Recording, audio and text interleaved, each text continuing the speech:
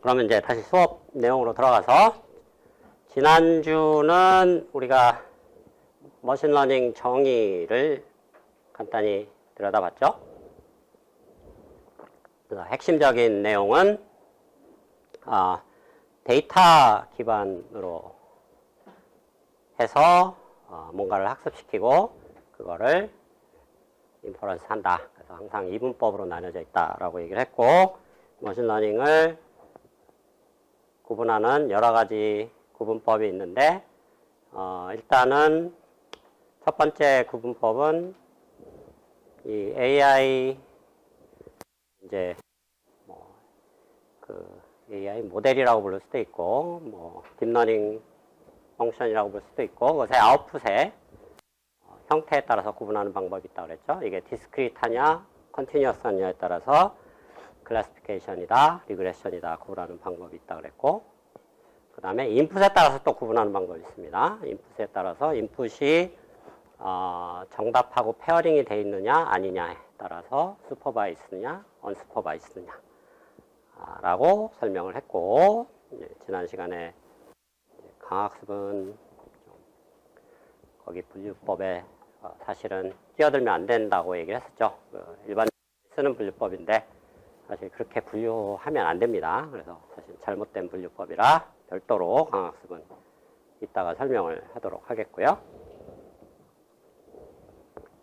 자, 그래서 그 내용이 지금 지난 시간에 배운 내용입니다. 사실 1장이 지금 인트로긴 한데 사실은 어떻게 보면 중간고사까지 여러분들이 배울 내용 중에 가장 중요한 내용들입니다. 왜냐하면 핵심적인 기본 개념들을 배우고, 또 이게 간단한 개념들이 아니고 의외로 또 중요하고 개념들이라 1장을 여러분들이 만만하게 보면 안 됩니다. 1장을 좀 깊이 있게 생각하면서 공부를 하면 나중에 나오는 내용들이 좀 더 쉽게 이해가 될 수가 있습니다. 자, 그래서 지난 시간에 일부러 강학습을 인풋 데이터의 종류의 구분법을 써버렸다 그랬죠? 거기를 한번 가볼까요? 이렇게 구분했는데, 페어링이 돼 있으면 정답과 슈퍼바이즈드라고 그랬고, 페어링이 안 돼 있으면 언슈퍼바이즈드라고 얘기했는데, 강학습이 애매하게 이런 데 들어가 있는데 사실 이건 잘못된 구분법이라고 그랬죠. 자, 왜 잘못된 구분법인지 설명을 하도록 하겠습니다. 자, 강학습이 저기 어디 갔지? 순범이 나갔나? 네.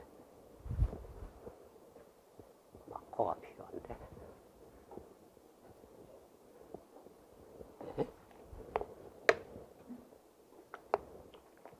자, 강학습은 또 전혀 다른 종류의 AI입니다. 그래서 어떤 종류의 AI냐면 굳이 구분법 측면에서 설명을 한다 그러면 그 기존에 우리가 배웠던, 지난 시간에 배웠던 이제 지도학습, 비지도학습, 슈퍼바이즈드, 언슈퍼바이즈드 대비 뭐가 다른가를 한마디로 얘기하면, 슈퍼바이즈드, 언슈퍼바이즈드는 전제 가정이 뭐냐면 데이터를 이미 확보해 놓고 있다라는 게 전제 가정입니다. 그러니까 내가 모아도 되고 다른 사람이 모아서 줘도 되고 어쨌든 누구든 상관없는데 데이터를 모아서 이미 갖다 줬다라는 게 전제 가정입니다. 그게 그 가정하에서 이제 라벨이 붙어 있느냐 없느냐에 따라서 슈퍼바이즈냐 언슈퍼바이즈냐인데, 강학습은 그 데이터를 모으는 과정의 전제 가정이 다릅니다. 완전히. 어떻게 다르냐? 누가 이미 줬다라는 가정이 없습니다. 무슨 얘기냐면 데이터를 실시간으로 계속 수집하는 종류의, 새로운 종류의 머신러닝 기법, AI 기법이다 라고 이해하면 아주 명확한 정의가 될 수가 있습니다. 그래서 데이터를 수집하는 방법론이 다르다라는 측면에서 여러분들이 이해를 하면 되겠고요. 그래서 핵심적 정의는 뭐냐면 제가 이제 대학원 강학습 강의를 하는데 이제 첫 시간에 정의를 내리는데 어떤 식으로 정의를 내리냐면, 데이터를 어떻게 모으냐면 그냥 뭐 일반적으로 뭐 조금씩 모은다. 그거는 강학습이 아닙니다. 그거랑 또 다릅니다. 조금씩 모으는 거 플러스 어떤 조건이 있냐면 강학습에는 좀 특이한 뭐라 그럴까요? 아웃풋이 있습니다.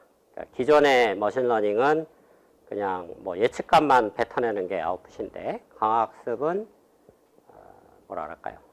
액션이라는 뭔가 뭐 나중에 좀 설명하겠습니다. 그런 좀 특이한 종류의 아웃풋이 있는데 이 액션이 하는 것은 뭐냐면 전제 가정이 AI 알고리즘이 있고 그 알고리즘이 영향을 미칠 수 있는 환경이 있다고 가정을 합니다. 그 환경이 뭐든 상관없습니다. 게임 환경이 될 수도 있고 뭐 실제 주식 시장이 될 수도 있고 뭐 로봇이 될 수도 있고 드론이 될 수도 있고 뭐 뭐든 상관없습니다. 자, 그런 걸 퉁쳐서 환경이라고 하고, 그래서 AI 알고리즘이 환경에 영향을 미치는 어떤 행동, 그것을 액션이라고 정의합니다. 그래서 액션을 통해서 환경에 영향을 미치고 그 환경에서 데이터를 수집하는 일련의 그런 과정이 포함된 AI 기법. 좀 말이 좀 길어졌는데 좀 더 쉽게 얘기하면 이거를 좀 더 쉽게 추상적으로 얘기하면 뭐 어떻게 설명할 수 있냐면 환경과 인터랙션을 하면서 데이터를 수집하는 방법론을 강화학습이라고 한다. 그래서 기존에 우리가 지난 시간에 배웠던 지도학습하고 비지도학습 종류하고는 완전히 다른 겁니다. 그놈들은 환경이라는 개념 자체가 없죠. 그냥 환경이 옛날에 있었어도 거기서 뭘 했던 간에 데이터를 왕창 모아갖고 그냥 이미 수집이 돼서 저장이 돼 있다는 걸 가정을 하는 거고, 강화학습은 이걸 실시간으로 환경하고 계속 인터랙션을 하면서 데이터를 조금씩 모아가면서 동시에 학습을 하는 그런 과정이다. 약간 이제 동일한 개념은 아닌데 온라인 러닝이라는 그런 또 AI의 분야가 있습니다. 그런 거하고도 약간 비슷합니다. 그러니까 실시간으로 데이터를 모으면서 학습을 하는, 그렇다고 온라인 러닝은 아닙니다. 온라인 러닝은 또 다른 정의이기 때문에. 그래서 강학습은 그와 같이 정의를 내릴 수 있다라는 얘기고, 이 강학습이 중요한 이유는 실제로 인간이 배우는 학습 과정이 강학습과 굉장히 유사하다라는 얘기입니다. 자, 지도학습은 예를 들면 뭐 어린 아기를 비유한다 그러면 뭐 엄마가 이렇게 예를 들면 뭐 숟가락질을 하는 것을 예시를 보여주면 아기가 그걸 따라하는 것, 이게 이제 지도학습에 해당되는 거고요. 그 강학습은 어떤 거냐면 아기가 엄마의 예시 없이 자기가 만약에 혼자 일어나는 법을, 기어다니던 애가 일어나는 법을 생각한다고, 그러니까 배운다고 생각하면 어떤 과정을 거치냐면 굉장히 많은 시행착오를 거치죠. 왼쪽으로 일어나 보고 오른쪽으로 일어나 보고 한 팔 짚고 일어나 보기도 하고 두 발로만 일어나 보기도 하고 뭐 댕글댕글 굴러서 일어나기도 하고 온갖 거를 다 시도합니다. 그 중에 우연이라도 하나 성공하는 방법이 있으면 그거를 계속 지속적으로 반복하면서 계속 개선을 시켜나가는 형태로 일어나게 됩니다. 인간이 어떤 새로운 행동을 배울 때 이런 강학습적인 방법론을 더 많이 쓴다. 그래서 사실은 인간의 학습 방법과 굉장히 유사하다라는 측면에서 굉장히 중요하다라는 얘기입니다. 중요하지만 굉장히 어렵습니다. 나중에 배워보면 알겠지만 이유는 굉장히 이게 기본적으로 온라인 학습을 하는 거기 때문에 데이터를 초반에 가지고 있지 않고 조금씩 모아가면서 학습을 하기 때문에 엄청난 시간이 걸릴 수가 있다라는 얘기죠. 여러분들이 잘 알고 있는 알파고를 예를 들면 GPU를 한 200개를 동원을 해서 한 몇 주를 돌린 겁니다. 근데 여러분들의 그 주머니 사정으로는 한 개 정도로 만약에 돌린다 그러면 400주가 걸린다는 얘기죠. 그러면 50 나누고 8년이 걸린다는 얘기죠. 그래서 과학습을 GPU 뭐 파워풀한 거 하나를 가지고 여러분들이 하려고 해도 몇 년이 걸릴 수 있다. 그만큼 여러 가지 이제 다들 장단점들이 있다라는 얘기죠. 자, 그래서 과학습은 뭐 이 액션이 있기 때문에 그런 로봇이라든가 드론이라든가 자율주행차라든가 뭐 굉장히 중요한 상업적인 응용들이죠. 자, 이런 쪽에 많이 쓰이고 있고, 뭐 대표적인 성공 사례는 이제 게임 쪽, 그러니까 바둑이나 이런 쪽에서 이미 인간의 능력을 넘어서 버렸죠. 물론 이제 엄청난 GPU 서버가 동원이 된 겁니다. 이게 아무나 할 수 있는 건 아닙니다. 학교에서 할 수 있는 일이 아니라는 얘기죠. 자, 그런 측면이 있고, 또 최근에는 뭐 금융 쪽에도 뭐 많이 쓰려고 하고 있습니다. 자, 그래서 이게 이제 아까 정의를 설명한 거를 도식한 거죠.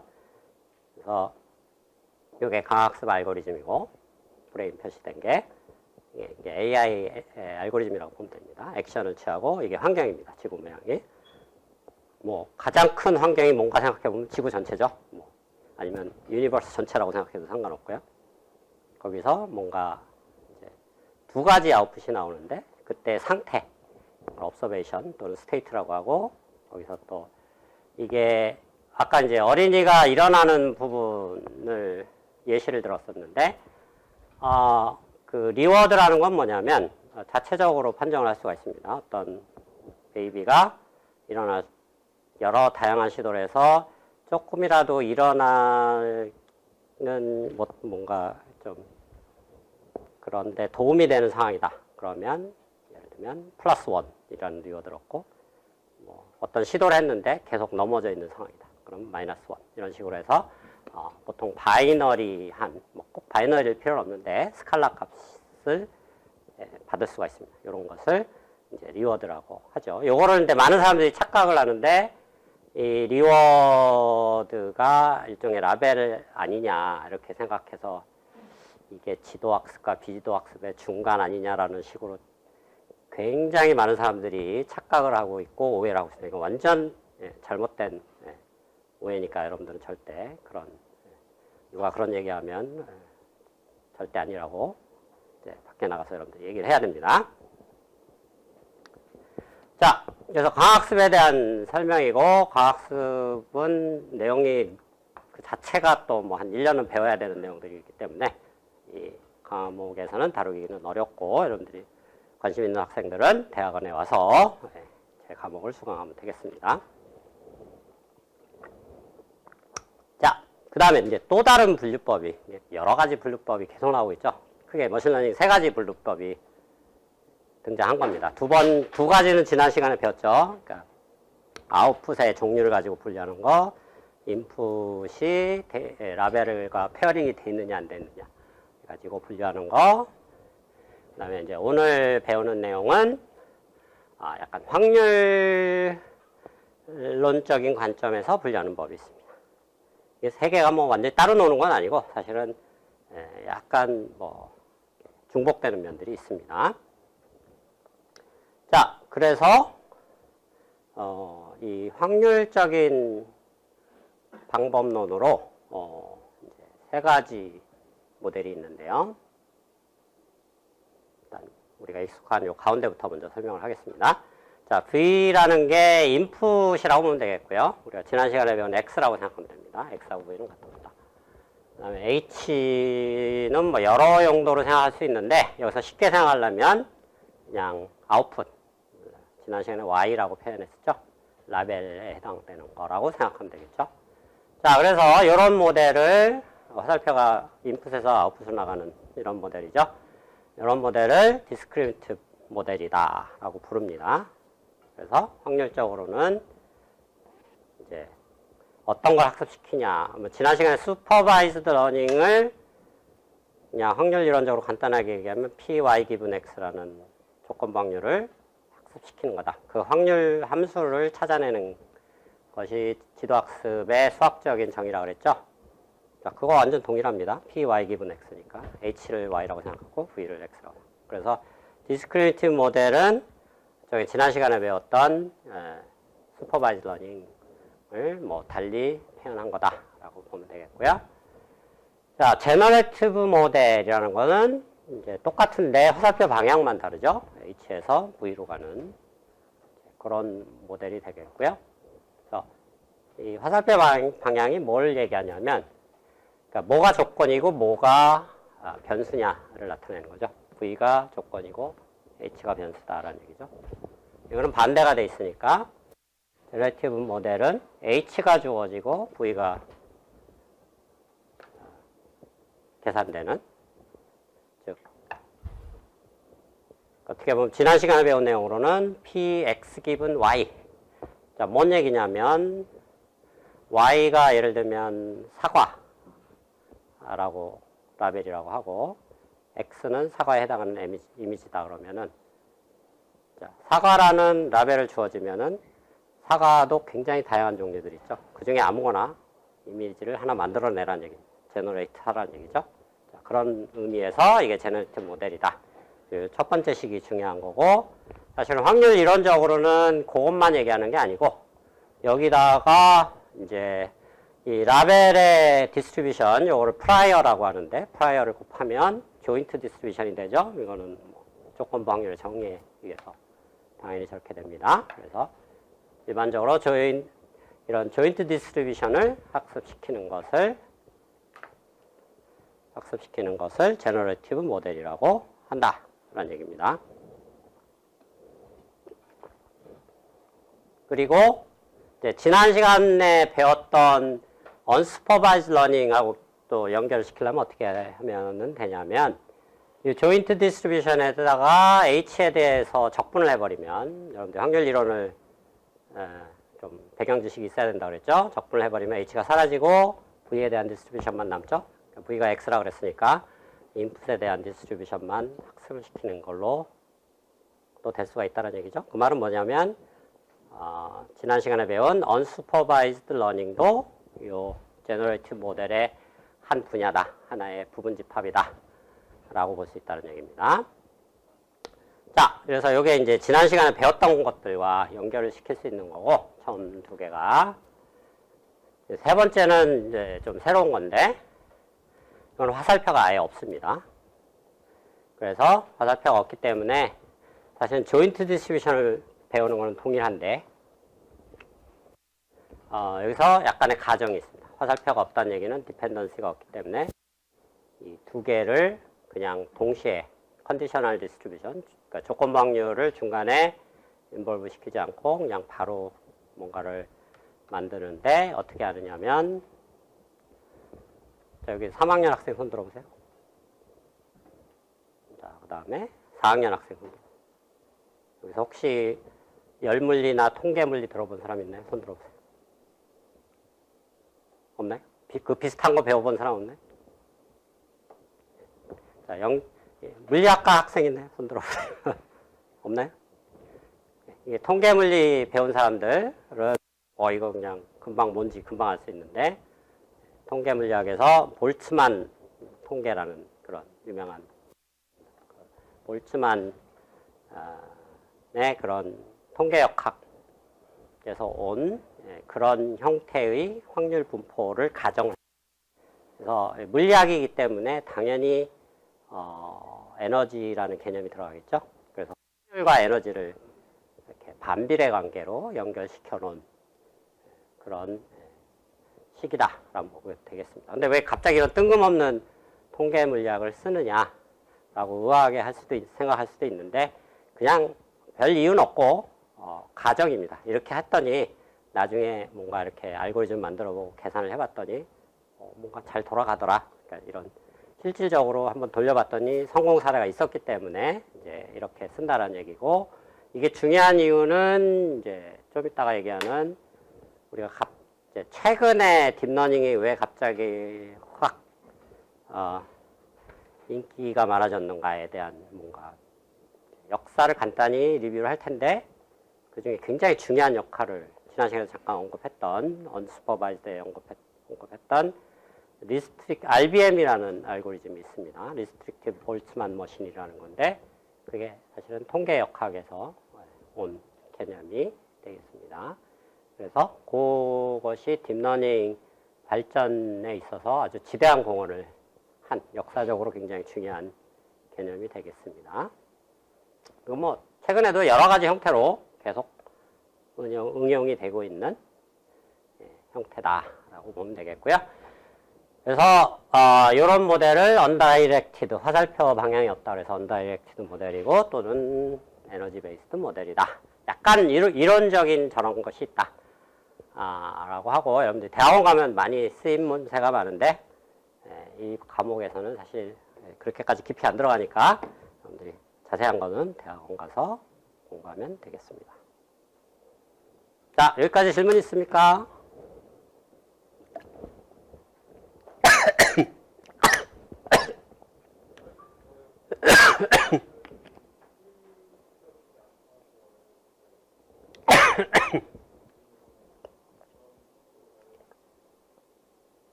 다시 한 번만. 크게. 크게.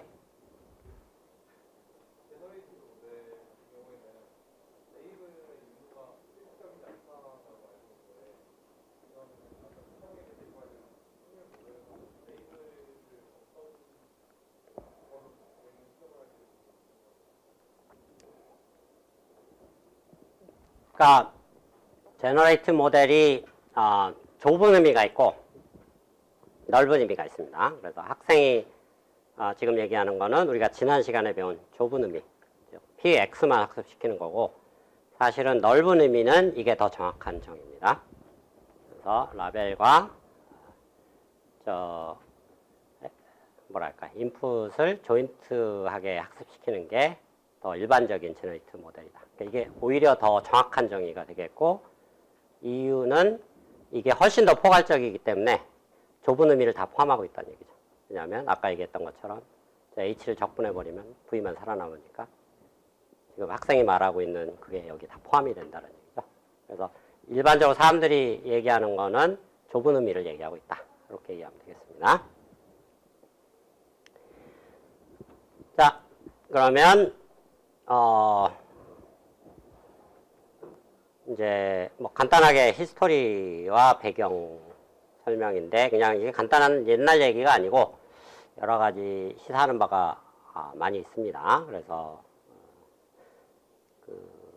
한번 여러분들이 생각거리로 상당히 좋은 집에 가서 한번 생각해 볼 수 있는 여러 가지 이슈들이 있다라는 겁니다. 첫 번째, 딥러닝이 최근에 2000년대, 그러니까 한 2010년대 이후에 갑자기 사실은 1980년대에 많이 연구가 됐습니다. 근데 폭망을 했었고요. 제가 대학원생 때 많이 저도 연구를 하다가 중간에 이제 관둬버렸는데 그 이유가 뭔가 기술적인 문제가 있습니다. 그 부분은 이제 다음 챕터에서 다루게 되겠고요. 그래서 그 기술적인 문제가 첫 번째로 해결이 됐고요. 우리 딥러닝의 거의 뭐라 그래야 되나 할아버지는 아니고 아버지라고 불리는 분이 이제 힌튼이라는 교수가 있는데 힌튼 교수에서 아까 방금 설명한 언다이렉티드 모델의 RBM이라는 게 있었다 그랬죠. 그걸 활용해서 뭔가 문제점이 있었는데 학습을 아예 불가능하게 만드는 문제점이 있었습니다. 딥러닝 학습이 안 일어나면 전혀 쓸모가 없는 놈이 되는 거죠. 그래서 80년대 많이 연구가 되다가 다들 딥러닝은 미래가 없다. 그래가지고 다들 포기해 버렸었습니다. 근데 이 힌튼이라는 교수가 좀 특이한 게 캐나다 토론토 대학 교수인데 두 가지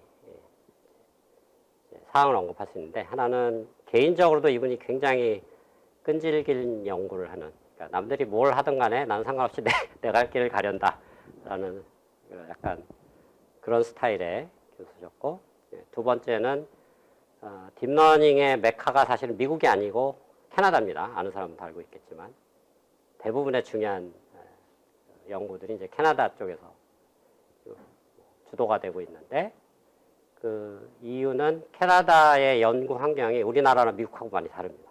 어떻게 다르냐면 우리나라, 미국은 뭔가 그 상용 가능성이 있는 것들, 인기 있는 것들을 위주로만 연구비가 집중되고 정부도 뭐 요즘 정부 정책들을 반도체다 그러면 이쪽에 그냥 다 몰려버리고 AI다 그러면 다 AI 몰려버리고 이렇게 왔다 갔다 하는 그런 유행을 쫓아가는 분위기가 있는데 사실 우리나라만 그런 게 아니고 미국도 거의 동일합니다. 그래서 미국하고 우리나라는 거의 제가 왜 이런 얘기를 하는지 모르겠지만 어쨌든 유행에 굉장히 휩쓸리는 분위기인데 캐나다는 완전히 다릅니다. 거기 약간 사회주의적인 성격이 있어서 뭐 남들이 무슨 연구를 하든 나 하고 싶은 거 한다. 그리고 정부도 그런 정책입니다. 본인이 하고 싶은 거 있으면 그냥 무조건 지원해 주겠다라는 정책이어서 캐나다에서는 아무도 연구 안 하는 80년대 후반부터 90년대, 2000년대 초반은 사실은 인공지능의 암흑기였습니다. 아무도 연구를 안 했습니다. 근데 힌튼 교수는 그 시기에도 계속 연구를 한 거죠. 끝까지. 그래서 어떻게 보면 딥러닝 부활에 어떻게 보면 가장 중요한 공헌을 한 사람. 이 사람은 정말 리스펙트 해야 되는 사람이라는 얘기죠. 여러분들이. 그래서 다른 사람은 리스펙트 안 해도 되는데 여러분들이 꼭 힌튼 교수는 아직 살아 있습니다. 얼마 전에 학회에서 한번 본 적이 있는데 허리가 좀 안 좋으셔서 계속 옆자리에서 식사를 하는데 서서 드시더라고요. 어쨌든 한 80 가까이, 70몇 정도 되셨고 어쨌든 딥러닝의 아버지라고 불려도 무방한 그런 분이다라는 얘기고요. 그래서 이분이 이 RBM이라는 걸 통해서 다음 챕터에서 설명할 겁니다. 왜 어떤 문제가 있었고 어떻게 해결이 됐는가 문제를 해결했고 그 다음에 이제 오버피팅 문제라는 것도 이분이 또 해결해서 어쨌든 알고리즘적인 문제를 힌튼 교수가 다 해결을 해서 부활을 하게 됐다라는 거고 제가 대학원생 때만 해도 여러분들은 뭐 상상을 못 하겠지만 그때 CPU가 요즘은 뭐 한 2GHz 막 이렇게 돌아가잖아요. 그때 클락 스피드가 얼마로 돌아가는지 아는 사람 있나요? 그때 286이라는 CPU에 386 세대라는 말 들어봤죠. 그거보다 더 전 세대인 286 세대. 여기 학생. 아주 몇 년생이에요? 예? 네, 그러니까 모를 것 같네요. 80년대니까 그때는 CPU가 제일 빨리 돌아가는 게 20MHz였어요. 상상이 안 되죠. 그러니까 100배, 그렇죠. 이게 하니까 100배가 느린 거였죠. 그런 시절이었기 때문에 뭐 아무리 좋은 알고리즘이 나오더라도 그 시뮬레이션 하는데 막 몇 주가 걸렸습니다. 하다가 그냥 너무 오래 걸려서 포기하고 말았는데 이제 최근에 GPU 이제 반도체가 워낙 빨라진 거죠. GPU가 나오면서 부활에 또 어떤 모멘텀을 주기 시작했고 또 인터넷이 이제 그 80년만 해도 인터넷이 없었습니다. 거의. 이제 인터넷에서 이제 이런 소셜 네트워크이 뭐 페이스북이니 뭐 여러 구글이니 뭐 막 발전하면서 데이터들이 쌓이기 시작했죠. 데이터가 많아져서. 그래서 이 세 가지가 그냥 우연히 타이밍이 맞아서 어떻게 보면 발전을 하게 됐다라는 얘기고요. 자, 요거는 좀 특이한 건데 기술적이라기보다는 우리가 제일 첫 페이지에서 이게 AI는 인터디스플리너리한 분야라고 그랬죠. 딱 이 전기, 전자, 컴퓨터 분야만이 아니고 여러 분야가 합쳐져 있는데 특히 중요한 역할을 하는 것이 그 뉴로사이언스, 신경과학 쪽, 뇌과학 쪽이라고 그랬죠.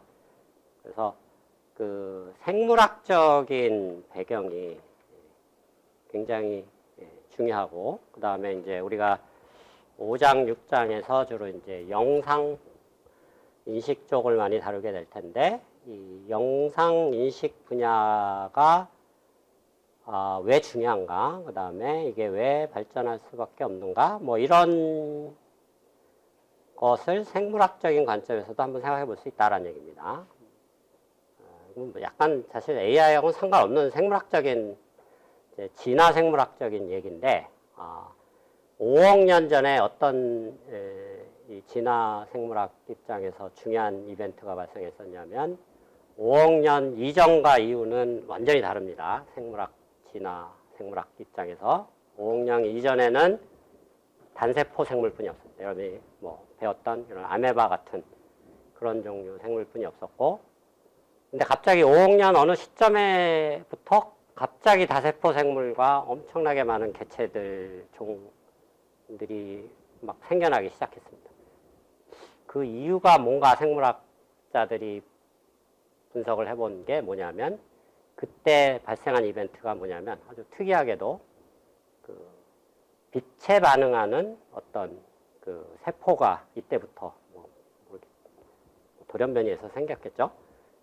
그 빛에 반응하는 세포가 이때부터 생겨나면서 다세포 생물로 갑자기 발전하기 시작했다라는 얘기죠. 그 다세포 생물이 시신경으로 발전하고 시신경이 결국은 뇌로 발전하고, 그래서 뇌의 핵심적인 기능이 사람 뇌도 보면 한 70% 정도는 이 눈에서 오는 정보를 처리하는 데 다 쓰이고 있다고 합니다. 실제로. 그래서 이 시신경이 굉장히 중요한 진화 생물학 입장에서 굉장히 중요하다라는 얘기고, 근데 이게 생각할 거리가 많다라는 이유는 완전 생물학적인 얘기긴 한데, 갑자기 생물들이 이렇게 발전하기 시작한 이유가 뭐냐면, 시신경이 나오면서 그전에는 누가 누구한테 먹히지 않는 그런 구조가 없었습니다. 근데 시신경이 생기면서 누가 누구를 피해 다닐 수 있게 된다는 얘기죠. 피식자는 피해 다녀야, 도망 다녀야 되고, 포식자는 보고 쫓아가서 먹어야 되는. 그래서 도망가는 놈, 잡는 놈 분리가 되면서 엄청나게 다양한 이제 그런 생물의 종들로 발전하기 시작했다라는 얘기입니다. 그래서 시신경이 생물학적인 입장에서, 진화 생물학적에서도 무지막지하게 중요한 역할을 하고 있다라는 얘기고요. 그런 관점에서 그런 시신경의 기본 구조를 그대로 모사한 것이 우리가 5장에서 배우는 CNN이 된다라는 얘기입니다. 그래서 뭐 여러 가지로 해석할 수가 있는데, 5억 년 동안 진화하면서 발전한 이런 시신경이나 뇌 구조를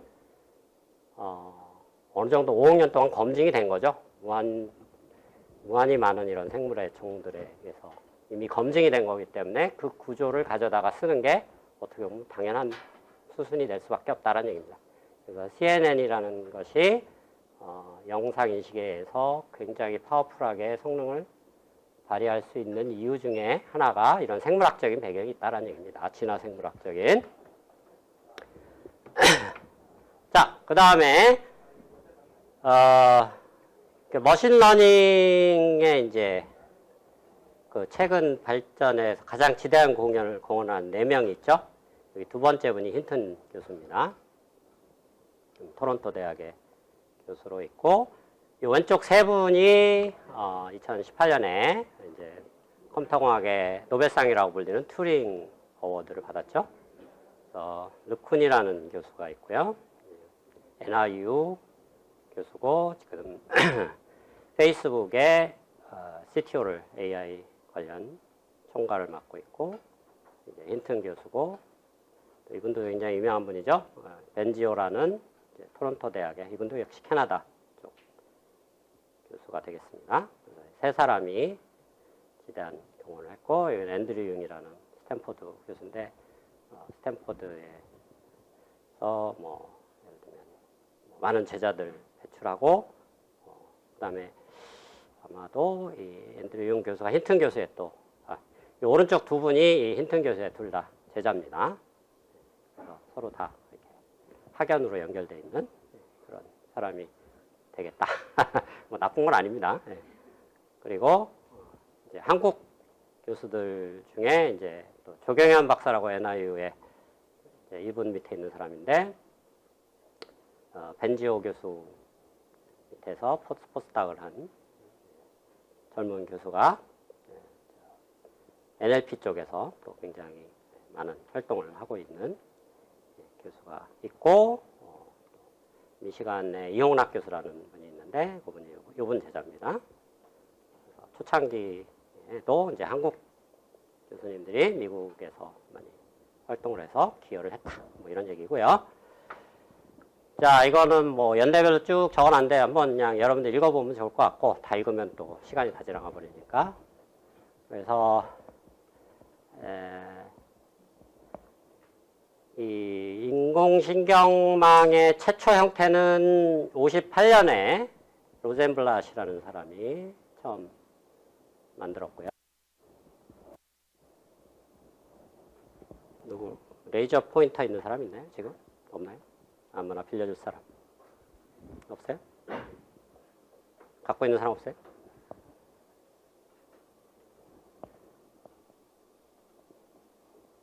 자, 이게 퍼셉트론이라는 게 있었고, 그 다음에 83년도 아까 얘기한 볼츠만 머신 나왔고, 그 다음에 이제 언어 쪽에서 많이 쓰이고 있는 RNN 쪽에 유명한 우리가 이제 수업 시간에 배울 내용입니다. LSTM이라는 게 나왔고, 아까 얘기한 CNN이 그 아까 네 분 중에 제일 왼쪽에 있는 분, 르큰 교수라는 데서 98년에 처음 제안됐고요. 그래서 2004년에 힌튼 교수에 의해서 아까 부활하게 됐다 그랬죠. 거의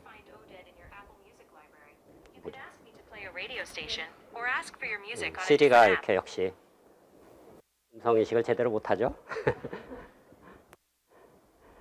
자, 그 다음에 이제 2012년에 영상이 사람의 성능을 넘어서기 시작한 게 2012년 알렉스라는 사람도 사실 힌튼 교수의 그룹에 있던 대학원생입니다. 결국 힌튼 교수의 그냥 입김이 그냥 거의 전체에 다 있다라고 보면 되겠습니다. 그다음에 아까 얘기했던 그 벤지오 교수의 한국인 교수 제자가 GRU라는 유명한 음성 쪽에서 쓰이는 네트워크 만들었고, 알파고 여러분들 잘 알고 있죠. 그 다음에 우리가 한 8, 9장에서 배우는 겐이라는 제너레이티브 모델의 대표주자죠. 굿펠로우라는 사람이 지금 한 30대 중반, 후반 정도뿐이 안 됐습니다. 근데 어떻게 보면 어떤 그런 MIT 테크니컬 리뷰 이런 데서 현존하는 가장 뭐라 그럴까요? 기여도가 큰 젊은 연구자라 항상 뽑히는 사람입니다. 그래서 연봉은 상상을 초월합니다. 오픈 AI 갔다가 지금은 애플에 가 있는데 최소 한 2, 300만 불을 받고 있다고 소문이 나 있고요. 그래서 이 사람이 이제 벤지오 교수의 제자고, 우리 아마 딥러닝 책 텍스트북도 아마 공저자일 겁니다. 이제 그 이후에 최근에 또 굉장히 많은 발전들이 있는데요. 이제 어텐션이라는 개념이 2017년에 우리 수업 시간에도 잠깐 다루게 됩니다. NLP 쪽에서. 자, 그 어텐션을 이용해서 NLP 쪽에 이제 RNN을 대체하는 새로운 또 개념들이 나오기 시작했죠. 그게 버트라는 개념을 또 우리가 수업 시간에 좀 다소 어려운 내용이긴 한데, 최근에 워낙 빨리 발전하고 있으니까 여러분들이 한번 저런 게 있다 정도는 배우는 게 좋을 것 같아서 수업 시간에 다루게 되겠고, 그 다음에 이제 이 자연어 처리 NLP 분야에서 인간의 성능을 넘어서기 시작했습니다. 최근에 재작년이죠. GPT-3라는 게 오픈 AI라는 데서, 오픈 AI가 아는 사람 알겠지만 일론 머스크가 만든 회사입니다. 역설적인 게 일론 머스크는 AI를 아주 싫어하는데 왜 이런 회사를 만들어서 또 뭐 AI를 열심히 발전시키고 있는지 상당히 이율배반적인 사람이네요. 그런 거고, 그 다음에 이제 올해 달리2라는, 여기도 역시 오픈 AI입니다. 제너레이티브 모델인데 굉장히 아티스트 수준까지 올라갔습니다. 그래서 사람이 뭔가 텍스트 디스크리션을 주면은 일단 하나 하겠지만 그림을 만들어내는 그런 네트워크까지 현재 나오고 있다라는 얘기. 자, 그래서 이 히스토리에 있는 내용들을 대체로 한두 가지씩은 뭐 너무 어려운 내용들은 빼고 대부분 이 강좌에서 터치를 하고 넘어갈 계획에 있습니다. 역설적으로 이게 다룰 게 너무 많아서 강의 일정이 좀 쫓길 수도 있으니까 후반부에는 굉장히 빨리 진행될 수도 있으니까 여러분들이 잘 따라와 주면 좋겠습니다. 자, 인공신경망이라는 것이 이제 그 단어가 얘기하듯이 생물학적인 뉴런을 모사하는 형태의 어떤 기법이 되겠습니다. 그래서 생물학적인 뉴런이 이런 구조로 되어 있고요.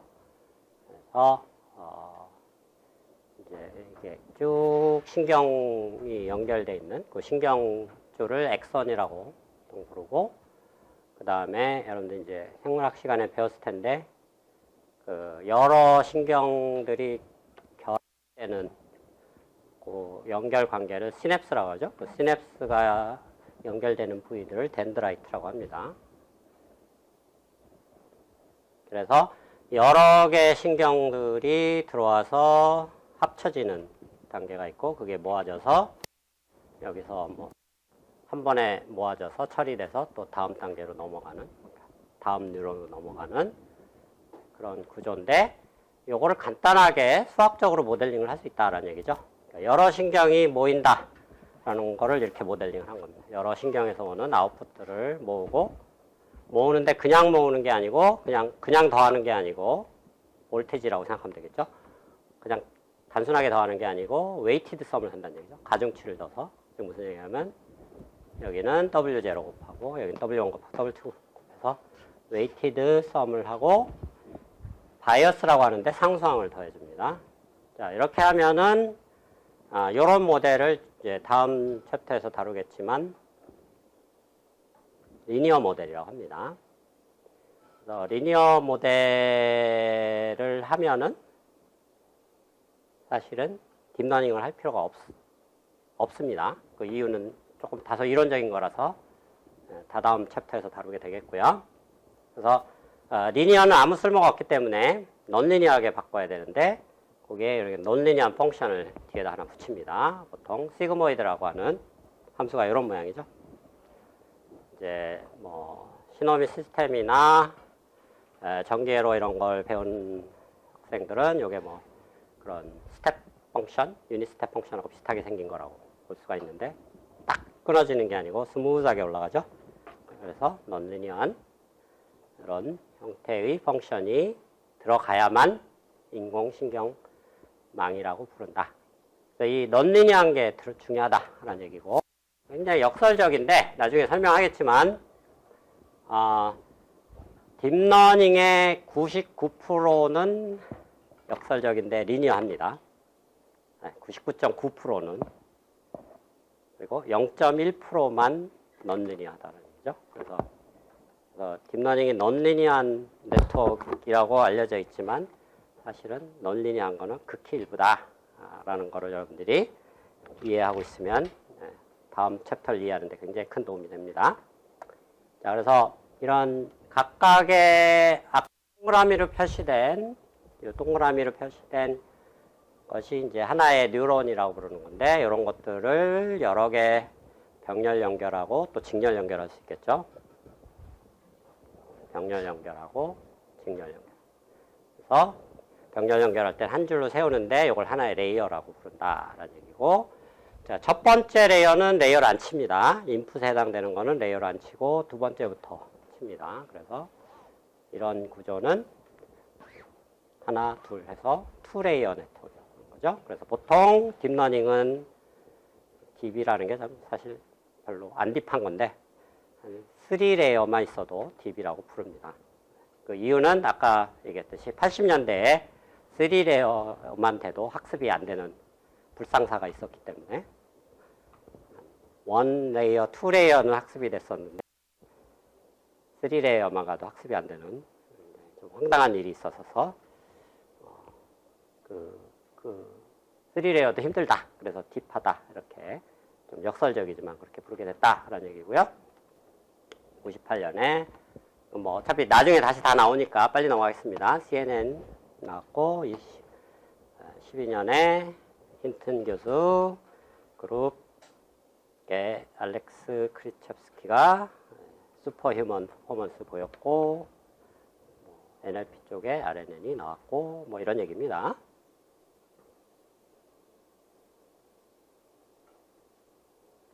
자, 여기까지 질문 있나요?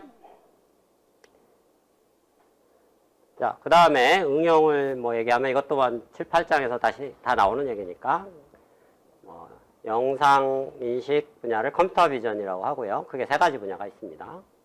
클래시피케이션, 디텍션, 세그멘테이션. 클래시피케이션은 지난 시간에 얘기했고, 디텍션은 여러 개의 물체들이 있으면 그 물체 위치에 사각형을 쳐주고 그 사각형이 어떤 물체인지 클래시파이 해주는, 클래시피케이션이 그냥 내재해야 돼 있는 거죠. 이것을 디텍션이라고 하고, 세그멘테이션은 디텍션하고 비슷한데 사각형 주는 게 아니고 물체의 바운더리를 이렇게 정확하게 따주는 거를 세그멘테이션이라고 한다. 세그멘테이션도 두 종류가 있는데 그거는 그때 가서 또 다루도록 하겠습니다. 자, 그 다음에 아티스틱하게도 쓰일 수 있다. 뭐 구글에서 옛날에 나온 건데 이렇게 딥러닝을 학습시켜 놓고 이렇게 뭐 다양한 조작을 하면 뭐 이상한 이미지들이 막 만들어질 수가 있습니다. 그래서 이렇게 이건 애니메이션을 한 건데 막 이렇게 희한한 것들을 만들 수가 있고, 이렇게 사실 이거 뭐 보고 결과가 재밌다라고 우리는 보는 관점을 넘어서서 왜 이런 이미지들이 만들어질 수 있는지를 이해를 하는 게 이 과목의 목적입니다. 그래서 그런 관점에서 5장에서 이 부분을 다루게 되겠고요. 비슷한 건데 뉴럴 스타일이라고 해서 예를 들면 반지의 제왕 영화 겐달프가 실사 이미지로 들어가면 피카소 사진을 예시로 하나 주면은 이 실사 이미지를 피카소 스타일로 바꿔준다. 이렇게 하는 것을 딥러닝으로 굉장히 쉽게 할 수가 있습니다. 그래서 뭐 이런 다양한 것들을 할 수가 있고, 이게 독일에 있는 튜빙겐 대학에서 처음 논문이 나왔는데, 제가 작년에 학회가 있어서 튜빙겐을 갔는데, 이게 튜빙겐 그 앞에 있는 개천 사진입니다. 그래서 그런 걸 가지고 여러 가지 스타일로 이렇게 바꿀 수가 있다. 라는 얘기죠. 자, 여기 아까 나왔던 거죠. 그래서 입력을 텍스트를 집어넣으면 그 텍스트의 디스크립션에 맞는 영상을 마구 만들어내는, 그래서 뭐 우주인이 말도 안 되는 거지만 뭐 열대 휴양지에서 뭐 그냥 놀고 있다, 누워 있다. 그런데 무슨 어떤 특정한 종류의 약간 그래픽한, 컴퓨터 그래픽한 스타일로 그려라 그러면 저런 영상이 자동으로 튀어나옵니다. 근데 딱 정해진 이샘플만 나오는 게 아니고 이걸 동일한 인풋으로 인터를 누를 때마다 조금씩 다른 이미지가 나온다는 얘기죠. 그래서 이게 제너레이티브한 모델이라는 얘기입니다. 그러니까 랜덤하게 생성이 된다는 얘기죠. 정해진 이그샘플들을 그냥 뽑아내는 건 재미없죠. 이거는 아무나 할 수 있는데 이거는 그런 게 아니고 누를 때마다 새로운 이미지가 나온다는 측면에서 제너레이티브다라는 얘기고요.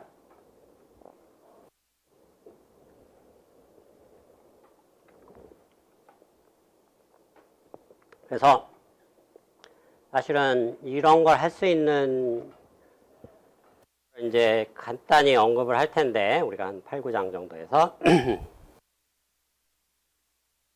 최근에 이제 디퓨전 모델이라는 좀 새로운 기법입니다.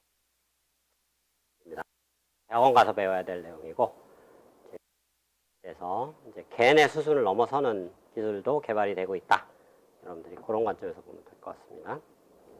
자, 알파고는 뭐 워낙 유명하니까 뭐 이런 CNN 구조를 바둑판의 어떤 각 그리드를 하나의 픽셀로 보고 다뤘다라는 얘기고, 이게 이제 뭐 레이어를 19 x 19 레이어로 돼 있고, 뭐 48개의 어떤 여러 가지 정보들을 겹쳐서 13개의 아까 얘기했던 레이어죠. 컨볼루셔널 CNN 레이어를 쌓아서 했다는 얘기인데, 사실은 이게 알파고의 전부가 아닙니다. 알파고의 이걸 또 강의하려면 서너 시간 강의를 해야 되는데, 뭐 궁금한 사람은 대원 강의를 듣기 바랍니다. 알파고가 이렇게 간단한 게 아니고 그 안에 여러 가지 컴포넌트가 있습니다. 아까 얘기했지만 강학습은 환경하고 인터랙션 한다고 그랬죠. 액션이 굉장히 중요한데, 액션을 만들어내는 네트워크가 팔러시 네트워크라는 게 있고, 이거는 팔러시하고는 상관없습니다. 그 다음에 현재 상황이 이기는 상황인지 불리한 상황인지를 판단하는 네트워크, 밸류 네트워크라는 게 필요한데, 밸류 네트워크가 알파고의 극히 일부를 표시한 거죠. 밸류 네트워크를 이런 식으로 구현했다. 뭐 이런 얘기입니다. 사실은 강학습의 핵심하고는 전혀 상관없는 그림입니다. 그래서 이게 강학습이라고 생각하면 큰 오산이다. 그 정도만 알고 넘어가면 되겠습니다. 그래서 이게 팔러시 네트워크에 대한 뭐 설명을 여기다가 적어 놓은 거고요.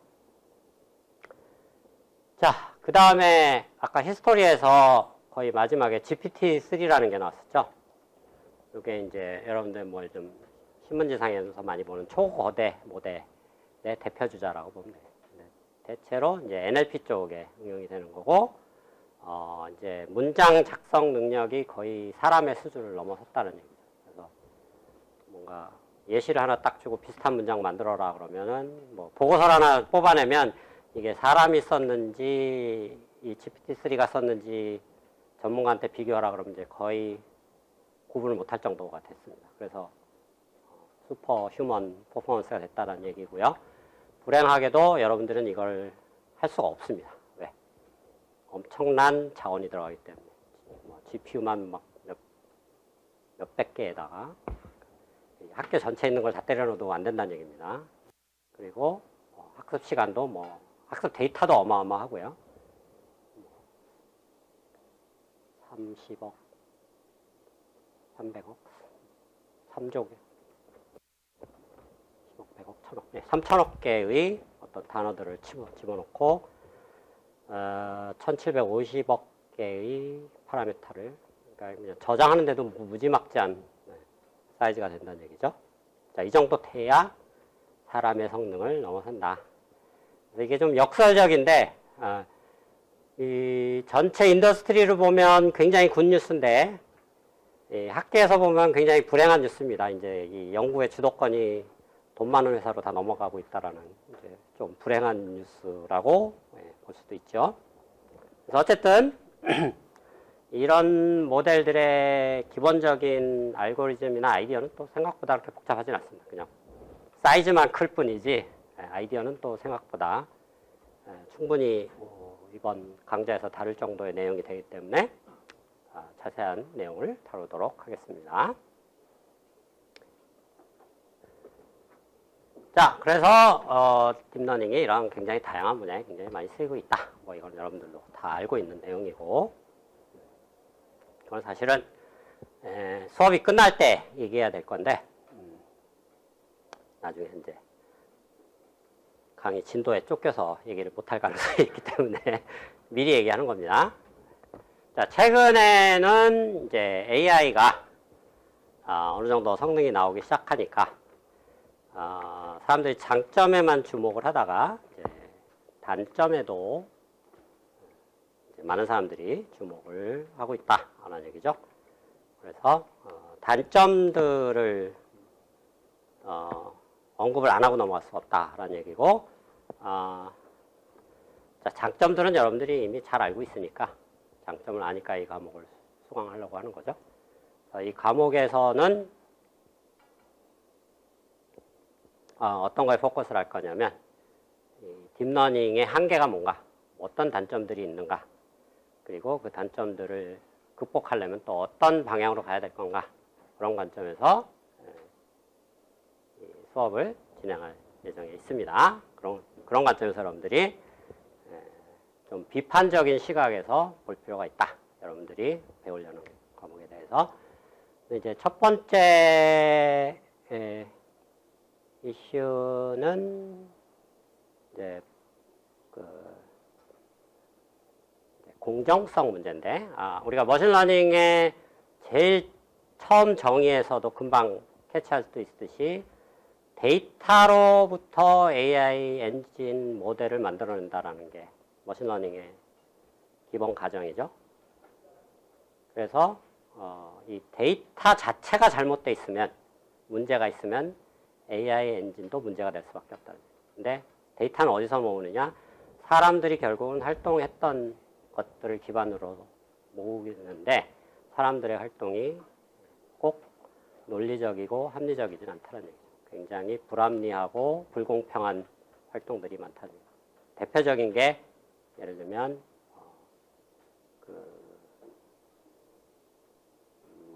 사람들의 편견이라고 할까요? 그래서 대표적인 것들로 보면 크레딧 스코어링이라는 이제 금융 쪽 분야가 있는데 신용평가죠. 뭐 미국에서도 많이 이제 문제가 되고 있습니다. 어떤 거냐면 기본적으로 동일한 스펙을 가진 사람인데도 동일한 인풋을 넣더라도 이 사람이 백인이냐 흑인이냐에 따라서 이 사람의 크레딧 스코어가 달라지는, 흑인이 불리한 스코어가 나오는 그 이유는 데이터가 그렇게 돼 있기 때문에 흑인들에 대해서 불리한 그런 뭐라 그럴까요? 대출이나 뭐 그런 평가들을 해왔기 때문에 데이터에 그런 것들이 녹아져 있어서 이런 문제가 지금 심각한 이제 사회 문제로 대두되고, 미국은 이미 심각한 문제가 되고 있습니다.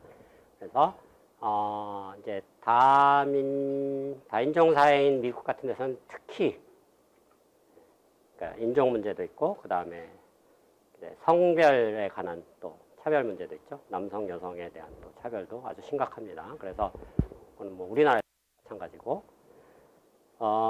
그래서 이런 부분들을 해결하고자, 그러니까 약간은 뭐 데이터 관점에서 해결할 수도 있고 알고리즘 관점에서 해결할 수도 있고 후처리 관점에서, 그러니까 AI 모델에서 나온 아웃풋을 다시 재모정해 주는 과정으로 할 수 있고 여러 가지 방법들이 총동원되고 있다는 거죠. 그래서 최근에 이제 특히 미국 쪽에서는 많은 연구비의 상당 퍼센테이지가 한 20, 30%가 이쪽 AI 공정성 속에 투자되고 있다. 그리고 불행하게 우리나라는 아직 그걸 못 쫓아가고 있습니다. 아직 성능에만 사람들이 포커스돼 있어서. 근데 우리나라도 이제 점점 이걸 중요하게 생각할 것이다 라는 얘기고, 뭐 그 밖에 이제 소셜 에티컬, 뭐 필로소피컬이라는 이슈가 있고, 여기서 하나 빠져 있는 거는 보안 이슈도 또 중요해져 가고 있습니다. 프라이버시, 시큐리티가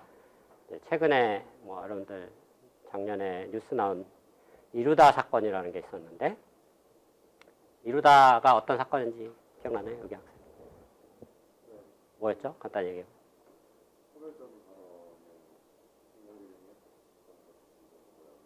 네.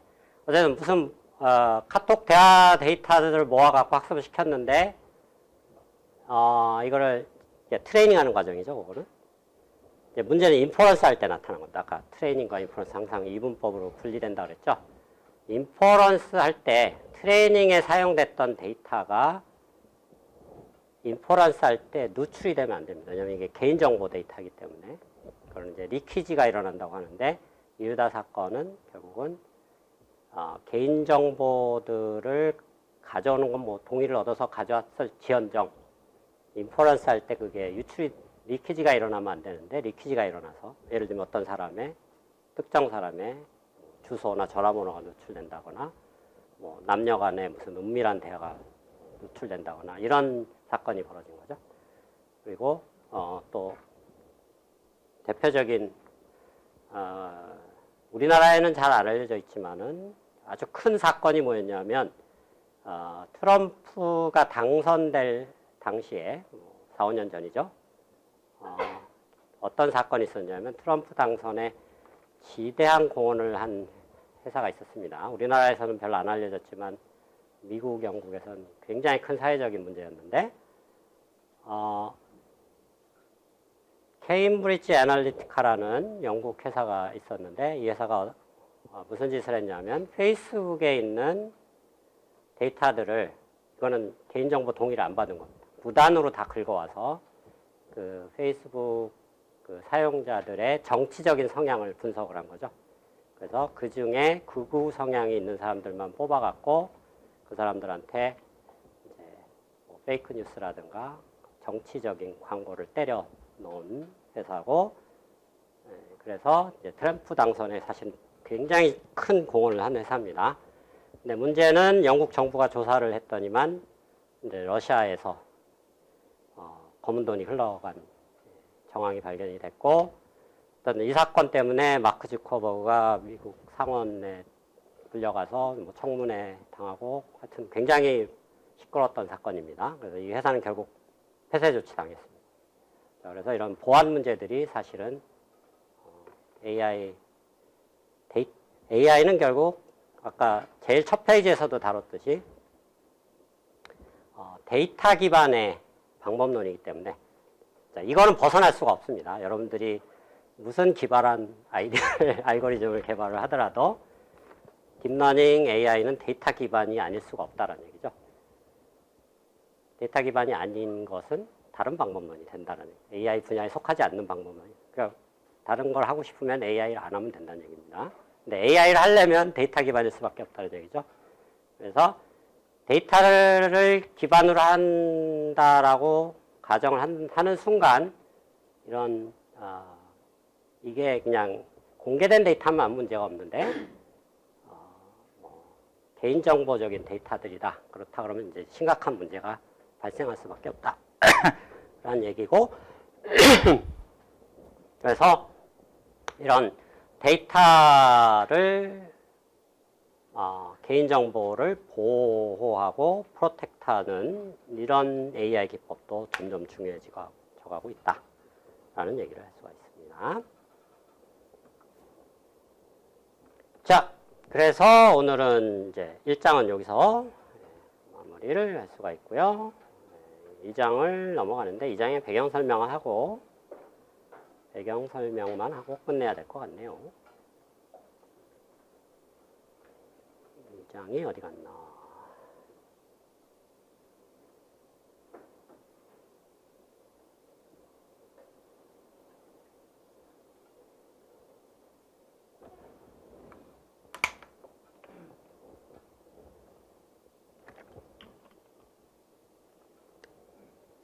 자, 2장에서는 우리가 첫 번째 분류법인 그 데이터가 그러니까 아웃풋이 컨티뉴어스 하느냐 디스크리트 하느냐에 따라서 리그레션이냐 클래시피케이션이냐 이렇게 분류한다고 그랬죠. 그래서 그거에 대한 뭔가 기본적인 이론들을 다루는데 리니어한 방법론을 다룹니다. 왜 뜬금없이 딥러닝 다루는데 리니어한 거를 다루느냐를 배경 설명을 안 하고 넘어갈 수가 없는데, 이유는 아까 한번 설명을 했습니다. 딥러닝의 99.9%는 리니어하다고 그랬죠. 굉장히 역설적입니다. 그렇기 때문에 상당히 많은 부분을, 거의 90% 이상의 부분을 리니어한 이론으로 어느 정도 설명을 할 수 있어요. 정확하게는 설명을 못하더라도 대략은 설명할 수가 있다는 얘기죠. 그리고 딥러닝에 쓰이는 모든 학습 기법 이런 것들이 사실은 이 리니어한 방법론으로 설명하면 훨씬 더 이해가 쉽습니다. 그래서 딥러닝에 쓰이는 방법론을 리니어한 방법으로 한번 설명을 하고, 이게 조금 더 이론적으로 좀 더 정확하고 수학적이기 때문에 이걸 배우고 나면 약간 딥러닝은 별거 아니구나 라는 걸 여러분들이 다 이해를 할 수가 있습니다. 그래서 그런 관점에서 이 리니어한 게 상관없이 보이고 올드해 보이지만 굉장히 중요하다라는 것을 언급할 수 있고요. 그래서 여기서는 이제 뭐 리그레션이든 클래시피케이션이든 지도학습 위주로, 즉 라벨이 달려있는 경우만 다뤄보도록 하겠습니다. 왜냐하면 언슈퍼바이즈드는 사실 또 별도의 어떤 테크닉을 써야 되는데, 그거는 다른 과목도 있고 여러분들이 대학원 가서 또 배울 수도 있고 뭐 그런 내용들입니다. 뭐 말이 나온 김에 사실은 지난 1장에서 언급했어야 될 내용인데, 자, 그러면 여러분들 관점에서 앞으로 할 것은 어떤 분야가 돼야 될까를 한번 여러분들이 생각해 볼 수 있다는 얘기죠. 집에 가서 한번 생각해 볼 거리라는 얘기입니다. 지도학습, 비지도학습, 그런 게 있는데, 지도학습은 이미 슈퍼 휴먼 퍼포먼스를 넘어섰다 그랬죠. 결국, 근데 지금 돌려보면 비지도학습은 지도학습의 한 60, 잘 나와야 한 60% 정도 성분이 안 나옵니다. 그러니까 산업적인 관점에서는 쓸모없는 것처럼 보일 수 있지만, 학계나 여러분들처럼 앞으로 이제 연구를 해야 될 사람들은 이제 이게 레드 오션이 아니고 블루 오션이라는 얘기죠. 앞으로 연구할 게 많다라는 얘기입니다. 지도학습은 아무리 연구해봐야 이제는 거의 마이너한 임프루브먼트 정도뿐이 할 수밖에 없기 때문에 여러분들이 이제 굿펠로우 같은 유명한 사람이 되기는 거의 불가능하다는 얘기죠. 그 사람이 다 해놨기 때문에. 그래서 만약에 야망이 있는 사람들이라면은 지도학습 대신에 비지도학습을 더 많이 연구를 해야 된다. 그래서 최근에는 이제 비지도학습 쪽에 연구가 굉장히 많이 이루어지고 있다라는 얘기고, 실제로도 뭐 아까 달리2라든가 이런 제너레이티브 모델들이 기본적으로 비지도 학습이죠. 이미 많은 또 결과들이 나오고 있습니다. 자, 그래서 1장에서 다룬 내용들을 그냥 단순하게 옛날 얘기처럼 생각하지 말고, 여러분들은 내가 앞으로 이쪽 분야를 전공하고 싶으면 어떤 쪽을 연구해야 될까에 대한 생각거리를 제공하는 챕터다라고 여러분들이 한번 생각을 해보면 1장이 굉장히 중요하다는 것을 다음 챕터들 배우면서도 느낄 수가 있습니다. 자, 그러면 오늘은 여기까지 하도록 하겠습니다.